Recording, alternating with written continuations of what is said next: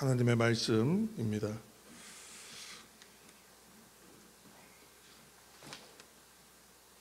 오늘 잠언의 말씀입니다. 잠언 11장인데 11장 전체를 보면 인생에 대한 교훈입니다. 인생에 대하여 두 가지 일에 빗대어 두 가지 일에 비유하여 인생에 대한 교훈을 전하고 있습니다. 우리가 읽지 않은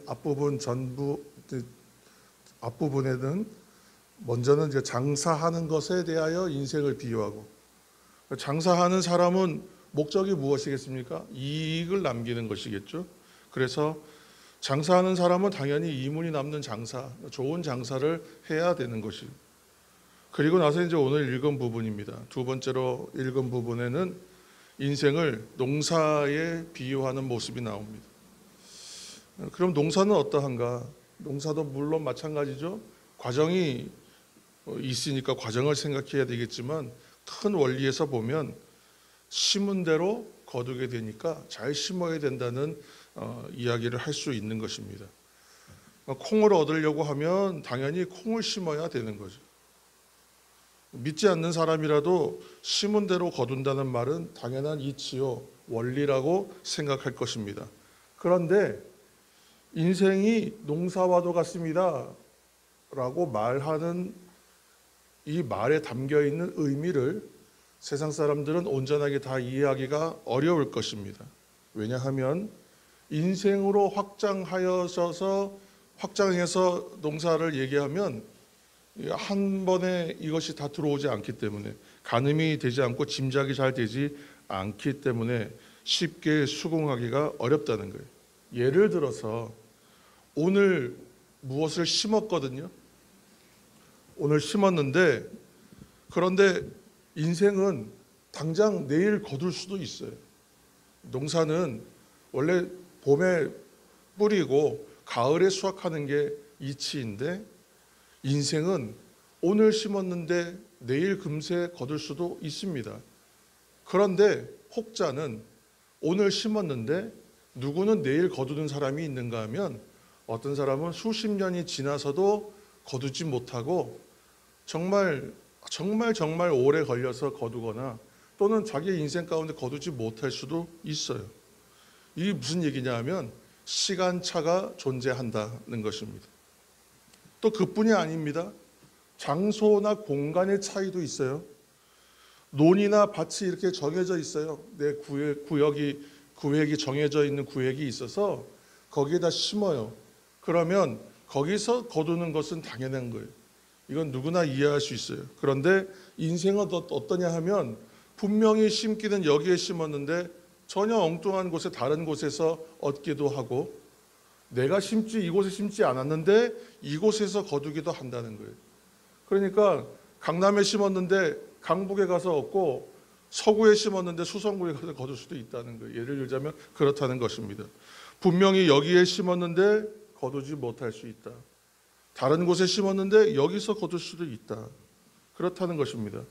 그런데 언제 심었든 어디에다 심었든 우리가 하나 발견하는 원리는 뭐냐면, 하나님 앞에 사는 우리들에게는 어느 곳에 심었든 언제 심었든 그것은 중요하지 않다는 거예요.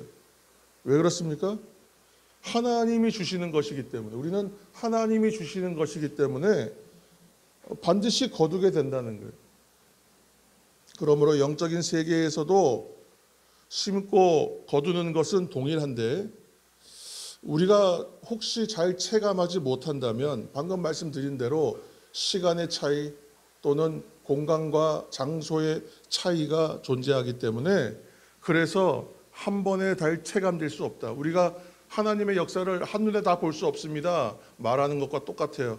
하나님께서 400년, 500년의 역사를 이루신다 그러면 우리의 생애에는 볼 수 없을 거 아니에요. 그런데 이것은 분명히 이루어진다는 거예요.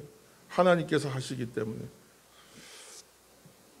분명한 것, 확실한 것은 뭐냐면, 그래서 하나님의 관점에서 보면, 하나님의 시각으로 보면 반드시 심은 대로 거두게 된다. 이것은 변함이 없다는 거예요. 그러니까 우리가 심었다면 반드시 거두게 하시고 주신다는 것입니다. 그래서 우리 믿는 사람들의 인생은 어떻게 해야 되겠습니까? 언제나 어디에서나 잘 심는 인생이 되어야 한다는 것입니다. 그럼 무엇을 심어야 할 것입니까? 오늘 이제 말씀에 사실 여러 가지가 나와 있습니다만 저희가 3가지 정도로만 추려서 나누도록 하겠습니다. 오늘 16절 말씀 여러분 한번 보시기 바랍니다. 16절 말씀입니다. 16절 함께 읽겠습니다. 16절 유덕한 여자는 존영을 얻고 근면한 남자는 재물을 얻느니라. 아멘. 뭐 어려운 말이 전혀 아닙니다. 그렇죠? 덕이 있으면 존영이 있다래. 존귀함과 영광됨이 있다는 것입니다. 누가 존경을 받는가? 다른 것이 아니라 덕이 있는 사람이 존경을 받습니다. 그런 말이에요. 덕을 베푸는 사람입니다. 근데 성경에서 말하는 덕은 무엇이냐 하면 나의 유익을 구하지 않는 것이에요. 여기서 덕은 남의 유익을 구하는 거예요. 나의 유익보다는 남의 유익을 구하는 것. 남의 유익을 구하는 사람이 되면 존경을 받습니다. 그런 말이 되겠죠. 살아가면서 기분 나쁜 일을 만나고 상처받는 일이 있습니다. 그런데도 참 잘 드러내지 않고 잘 참아내시는 분들이 있어요. 우리가 본인의 입장이 아니기 때문에 우리는 옆에서 보는 사람들은 미처 깨닫지 못하지만 근데 간혹 참 이런 말들이 상처가 되고 이런 말들이 참 힘들었겠구나라고 생각될 때가 있어요. 그런데도 보면 어떻게 잘 참고 잘 견디고 잘 이겨냈었구나 그분이 그렇게 알게 되는 거예요. 근데 이것을 결코 사람들이 모르는가 하면 다 안다는 거예요. 다 안다. 왜 그분이 참아냈을까?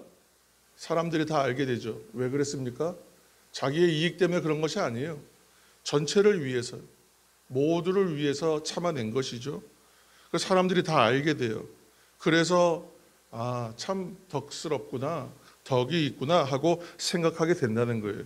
그래서 그분이 어떻게 됩니까? 존중과 존경의 대상이 된다는 것입니다. 예수님께서 우리를 부르신 목적도 다른 것이 아니라 타인의 유익을 위하여, 다른 사람들의 유익을 위하여 부르셨거든요. 그래서 신앙의 방향은 결국은 나에서부터 다른 사람을 향해서 가지 않습니까? 그래서 이기적인 것에서 이타로 간다 그랬어요. 그래서 나 중심에서 타인 중심으로 가는 게 신앙의 성숙의 방향인데 결국은 하나님께서 우리에게 행하라 하신 대로의 말씀대로 사는 삶은 결국 이 덕스러운 삶과 닮아 있습니다. 그러므로 무슨 일을 하든지 다른 사람의 유익을 위하여 덕을 심고 덕을 베푸는 인생을 사시기를 축원합니다. 내가 힘이 없고 약해서가 아니라 내가 할 말이 없어서가 아니라 여러분 예수님 바라보며 우리가 견디는 거예요. 예수님 바라보며 묵묵하게 참는 것입니다. 저는 그거 결코 헛되지 않을 것이라고 생각합니다. 더 나아가야 되겠죠. 심은 대로 거두는 인생이기 때문에 우리는 좋은 것을 심는 그러한 주의 성도가 다 되시기를 축복합니다. 두 번째로 무엇을 심어야 합니까? 17절 18절 말씀을 보시면 인자를 심어야 된다. 공의를 뿌려야 된다. 이렇게 말씀하고 있습니다. 17절 18절도 우리 한번 읽겠습니다. 17절과 18절입니다. 17절 인자한 자는 자기의 영혼을 이롭게 하고 잔인한 자는 자기의 몸을 해롭게 하느니라. 악인의 삭은 허무하되 공의를 뿌린 자의 상은 확실하니라. 아멘. 악인의 삶에 대해서는 우리가 묵상할 필요 없다 그랬습니다. 그래서 오늘 17절과 18절에 중요한 단어 두 가지가 나왔어요. 17절에는 인자 그랬어요. 18절에는 공의 이렇게 나왔어요. 그러니까 17절에 인자란 말은 우리 시브리 말로 하면 헤세드, 우리가 많이 썼던 표현입니다. 인자는 헤세드요, 공의는 체다카라고 씁니다. 근데 헤세드는 무조건적이고 끝없는 사랑을 말해요. 실패하지 않는 사랑, 끝이 나지 않는 사랑, 멈추지 않는 사랑이에요. 이거 곧 아가페 사랑을 말해요. 그래서 헤세드는 사랑이요. 그러니까 인자를 심으라 그러면 사랑을 심으라 이렇게 되겠죠. 또 공의는 무엇인가 하면 체다카는 세상에서 말하는 정의가 뭐냐면 공평함이잖아요. 공평과 공정이에요. 그렇죠? 그게 정의라고 말해요. 그런데 공의는 그 정의보다 더 깊은 개념이에요. 넓고 깊은 개념. 이렇게 말하면 좋을 것 같습니다. 정의가 소극적 개념이라면 공의는 적극적인 개념이다. 원래 신앙생활이 그렇습니다. 우리가 믿고 있는 신앙의 전통을 개혁신앙 전통이라고 말하잖아요. 개혁신앙 전통이라고 그래요. 근데 개혁신앙이라고 하는 것은 무엇입니까? 계속해서 개혁해 나간다는 거예요. 멈춰있는 신앙이 아니에요. 그러니까 멈춰있는 신앙은 뭐겠어요? 율법적인 모습에 가까워요. 형식이 되고 굳어지는 거예요. 멈추는 신앙은 어떻게 신앙생활을 합니까? 뭐뭐 하지 않는 것에 멈춘단 말이에요. 그래서 do not, don't, do not, 뭐뭐 하지 않는 것. 그런데 만약에 개혁적 신앙은 뭐예요? 리포밍, 그러니까 어떻게 해나가는 거예요? do it 하는 거예요. 뭐뭐를 하는 거예요. 그러니까 하지 않는 자리에서 멈추는 것이 아니라 더 하는 자리로 나아가는 게 개혁적 신앙입니다. 오늘 그런데 정의와 공의의 차이가 그렇다는 거예요. 정의는 뭐뭐 하지 않는 거예요. 법을 위반하지 않는 것, 그렇죠? 적법한 범위 안에서 뭐 물질을 벌어요, 추구해요, 돈을 벌어요. 그럼 이 정의로운 거예요. 그런데 공의로운 사람은 어떻게 사는 거예요? 그 수준을 넘는 거죠. 어떻게 해요? 돈을 더 열심히 벌어요. 왜 이렇게 열심히 법니까? 물어보면 공의를 따르는 사람은요, 돕기 위해서 법니다. 내가 쓸 것과 도울 것을 위하여 더 벌어야 되는 거예요. 돈 버는 게 나쁘다는 것이 아니라 적법하게 벌면 정의로운 거예요. 그거는 악의가 없어요. 나쁜 것이 아니에요. 그런데 공의의 사람은 뭐예요?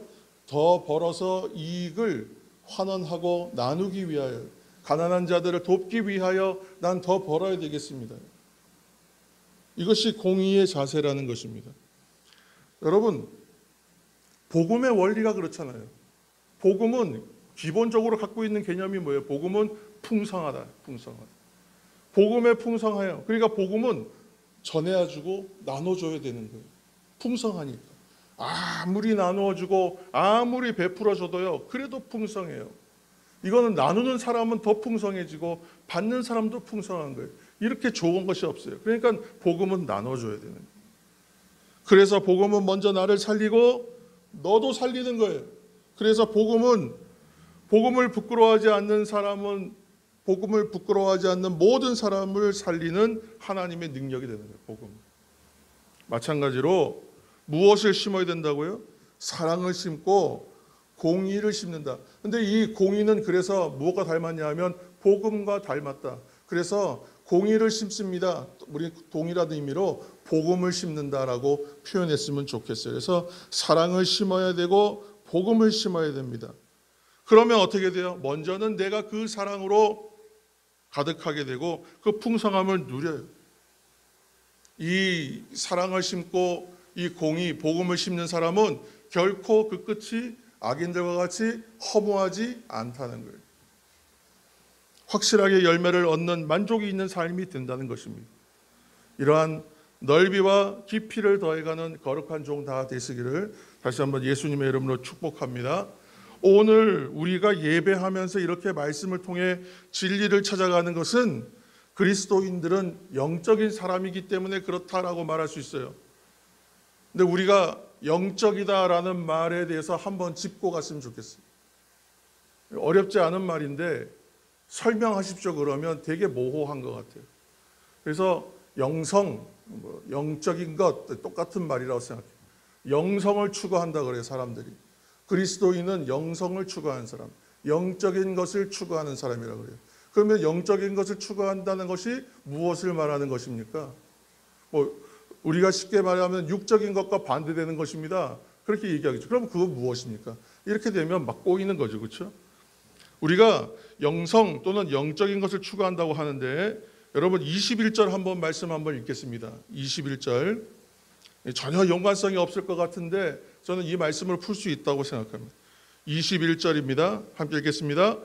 악인은 피차 손을 잡을지라도 벌을 면하지 못할 것이나 의인의 자손은 구원을 얻으리라. 아멘. 이 말이 지금 영적인 영성 또는 영적인 것을 설명하는 것과 어떻게 맞닿는가? 지금 이 말은 무슨 뜻입니까? 악인은 의인과는 다르다. 의인과 악인은 다르다는 얘기죠. 악인은 의인과는 달리 어떻게든 벌을 면할 방법이 없다는 거예요. 그렇죠?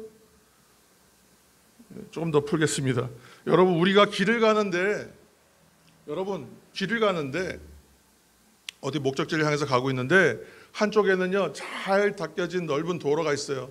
또 한편에는요 길이 막 험하고 보기에도 별로 좋아 보이지 않아요. 편해 보이지 않고 걷기 힘들 것 같아요.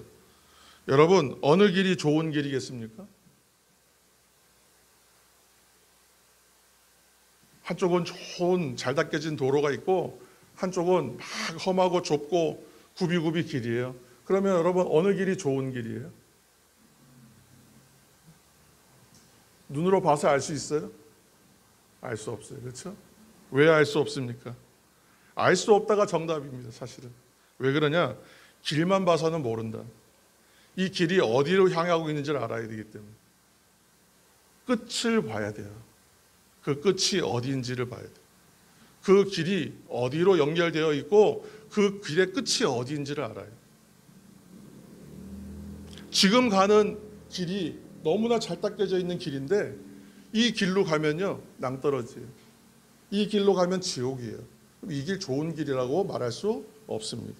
나쁜 길이죠. 그런데 이 길의 끝은요 험하고 좁고 오솔길이고 막 그래요. 길도 잘 보이지 않아요. 저 가면 왠지 좀 험한 일 당할 것 같은 느낌도 들어요. 그런데 그 길의 끝이요 천국 가는 길이에요. 그 길이 그러면 어떤 길이에요? 이 길이 좋은 길인 것입니다. 너무도 당연한 얘기예요. 지금 오늘 악인은 피차 손을 잡을지라도 벌을 면하지 못할 것이나 그랬어요.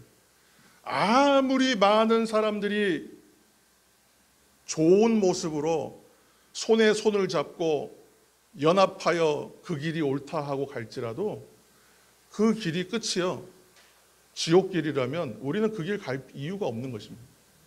그 길 나쁜 길이거든요. 오늘 많은 사람들이 피차 손을 잡고 연합해서 단체로 가도 부러워할 것이 없습니다. 좁고 험한 길이라도 내가 가는 이 길이 생명의 길이고 천국 가는 길이라면 우리는 그 길을 당당하고 기쁘게 걸어갈 수 있어요. 콧노래를 부르면서 갈 수 있어요. 찬송 부르며 갈 수 있어요. 영적인 것을 추구한다는 말이 무슨 뜻이냐? 영적인 것을 추구하는 사람은요 내 눈앞에 보이는 것으로 판단하지 않고 그 끝에 무엇이 있는지를 보고 판단하는 사람이라는 뜻입니다. spiritual. 영적인 사람은 그 끝에 무엇이 있는지를 보는 사람이라는 것입니다. 영적인 것을 추구한다는 것은 길을 보는 사람이 아니라 끝을 보는 사람이라는 것입니다.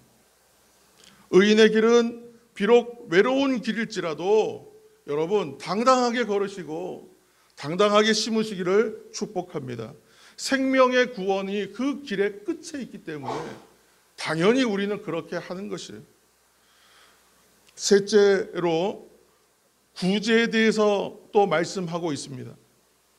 24절, 25절 한번 읽겠습니다. 24절과 25절입니다. 흩어 구제하여도 더욱 부하게 되는 일이 있나니 과도히 아껴도 가난하게 될 뿐이니라. 구제를 좋아하는 자는 풍족하여질 것이요 남을 윤택하게 하는 자는 자기도 윤택하여 지리라. 아멘. 주님께서 지극히 작은 자 한 사람에게 한 것이 내게 한 것과 같다 말씀하셨습니다. 그러니까 주님은 우리가 구제할 때 이것을요 풍족하게 윤택한 것으로 갚아주신다는 거예요.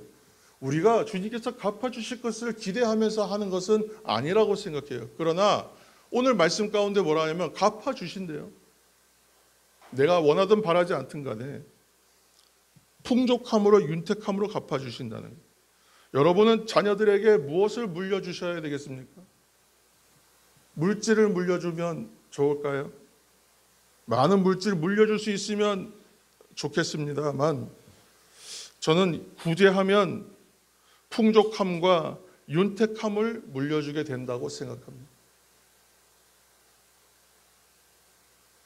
우리의 자녀들에게 집을 사줘야 되고 그래야 얘가 잘 살고 또 차를 사줘야 얘가 잘 살고 땅을 사줘야 잘 살고 또 돈을 유산을 많이 물려줘야 잘 사는 인생이라면 그렇게 해서 잘 살 수 있는 인생이라면 참 좋겠어요. 그러나 그렇게 물려줘서 잘 사는 인생이 될 수가 있는가? 우린 장담할 수가 없다는 것입니다. 무엇이든지 내게 주어진 기회를 잘 선용한다면 그것은 좋은 기회가 되겠으나 내 힘으로 얻고 내 힘으로 일구지 않은 것이 그에게 결코 유익이 된다는 보장이 없다는 것입니다. 물질적 유산을 물려주는 것이 아니라 우리는 영적인 유산을 물려주시는 그러한 선대 또 부모 되시는 여러분 되기를 축복합니다. 여러분 모든 것이 하나님의 것이잖아요. 여러분 이거 믿으시지 않습니까? 내 손에 있는 것보다 하나님 손에 있는 것이 우리에겐 더 좋은 일이에요.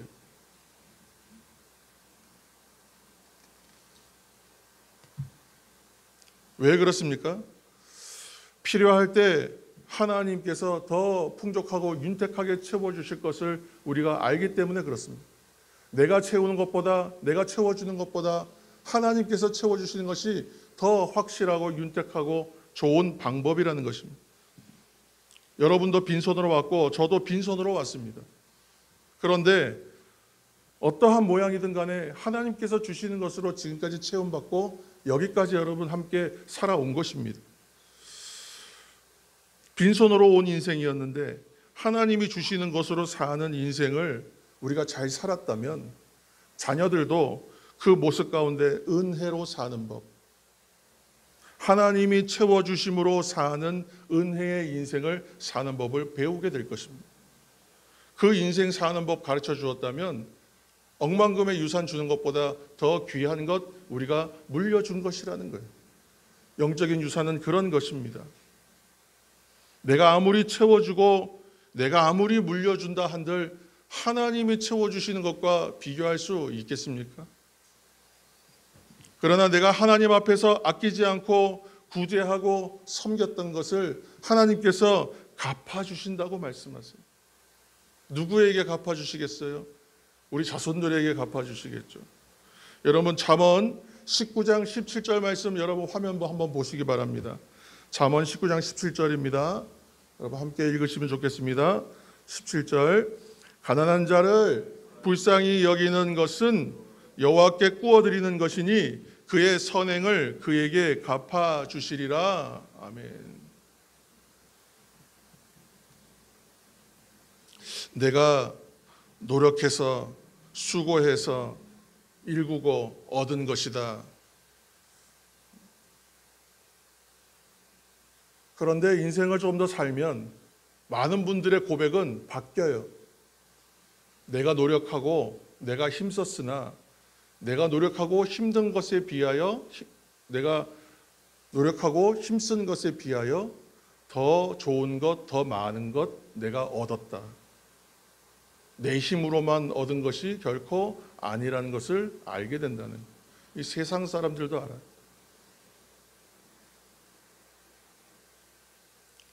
그런데 하나님께서 오늘 이렇게 말씀하신 거예요. 빚진 마음으로 내가 너에게 빚진 마음으로 갚아주리라 말씀하시는 거예요. 지극히 작은 자 한 사람에게 한 거 약한 사람들 구제하기 위하여 수고하고 애쓴 것으로 섬긴 거 내가 갚아주리라. 내가 빚진 자로서 갚아주리라. 오늘 말씀하신다는 거예요. 너무나 자명한 원리입니다. 예를 들어서 돈을 아낀다고 자동차를 운전하는데 종합보험을 들지 않는다면 이건 말이 안 되는 것이죠. 어떻게 되겠어요? 사고가 나면 엄청난 비용을 감수해야 돼요. 저는 지금까지 보험 안 들고 차를 몰아본 적이 없어서 잘 모르지만 어느 뭐 운전하는 프로그램 보니까 보험을 안 들고 어떤 사고를 당했을 때 정말 엄청난 비용을 물어야 되는 걸 보게 되더라고요. 너무나 당연한 것 아니겠습니까? 마땅한 상식이죠. 내가 먹을 것과 심을 것을 잘 준비할 때에 내 손에 내가 소유하고 가졌기 때문에 안전하고 윤택한 것이 아니라 하나님 손에 맡겨져 있기 때문에 그것이 풍성하고 윤택해진다는 것을 기억하면서 그렇게 준비해가는, 내가 먹을 것과 심을 것을 준비하는 인생이 되기를 축복합니다. 여러분, 내가 번 거, 내가 가진 거 다 주라는 것이 아닙니다. 내가 먹을 것과 심을 것, 저는 이렇게 정리했으면 좋겠어요. 내가 먹을 것과 심을 것. 내가 먹을 것이 있어야지 당연히. 내가 먹을 것과 남는 것을 잉여는 뭐예요? 이건 다 심어야 돼요. 하나님께 다 갚아주신다니까요. 어찌 보면 내가 먹을 것을 좀 아껴서라도 많이 심어야 되는 것이 삶의 원리가 아니겠습니까? 내가 먹을 것과 심을 것, 구제할 것. 그러니까 어떤 분은 그렇게 얘기하더라고요. 지갑에 내가 써야 될 것과 그렇지 않은 것을 여분의 뭐 단 얼마라도 혹시 도와올 일이 있으면 도와야 된다 하고 얼마의 여분을 꼭 같이 갖고 다닌다. 그래서 뭐 내가 5만 원, 10만 원 갖고 다니는 사람인데 20만 원 갖고 다니는 이유는 이 절반은 누군가 갑자기 필요한 사람에게 주기 위해서. 내가 전적으로 그의 삶을 책임져 줄 수는 없어요. 그러나 내가 할 수 있는 도움을 주는 거예요. 하나님은 그것으로 충분하다 말씀하시는 거예요. 다 주라는 것이 아닙니다. 내가 먹을 것과 심을 것, 구제할 여분을 준비하고 기회가 왔을 때에 준비한 사람만이 할 수 있잖아요. 그래서 기회를 찾고 만나는 성도의 삶이 되기를 축복합니다. 그리스도인은 길을 보는 사람이 아니라 끝을 보는 사람이라고 그랬습니다. 땅에 살지만 하늘을 추구하는 인생이기 때문에 그렇습니다. 여러분 서로 다 보고 아시지 않습니까? 여러분들 서로를 너무 잘 아시잖아요. 서로의 뭐 장점, 약점 다 알고 계시잖아요. 그런데 그것으로 다른 데 쓰는 것이 아니라 어떻게 하면 서로 도울 수 있을까? 어떻게 하면 덕을 세울 수 있을까? 거기에 힘쓰는 거예요. 그것이 바로 그리스도인의 삶이라는 것입니다. 하나님께서 여러분들의 눈을 많이 열어주셔서 많이 보고 알게 하시고 또 더 돕고 나누고 사랑하고 섬김으로 많이 심어서 거두고 흘려보내는 그러한 풍성함을 경험하게 되기를, 그리고 승리하는 하나님의 종 다 되시기를 이 시간 예수님의 이름으로 축원합니다.